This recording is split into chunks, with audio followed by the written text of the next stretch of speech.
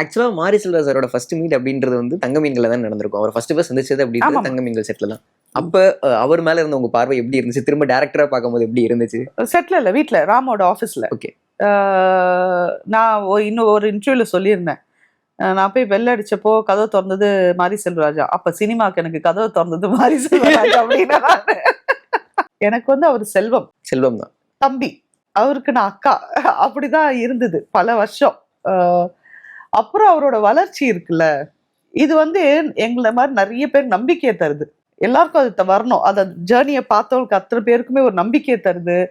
நமக்கு ஒரு ஃபியூச்சர் இருக்கு, நமக்கும் அங்க ஒரு இடம் இருக்கு, நமக்கும் அந்த ஒரு ஜோன் இருக்கு அப்படிங்கிற ஒரு ஒரு ஒரு நிம்மதியை தருது. என்ன கேட்டா நான் இவ்வளவுதான் சொல்லுவேன். செல்வம் பார்த்தா என்ன ஃபீல் ஆகுதுன்னா அதுதான் ஃபீல் ஆகுது.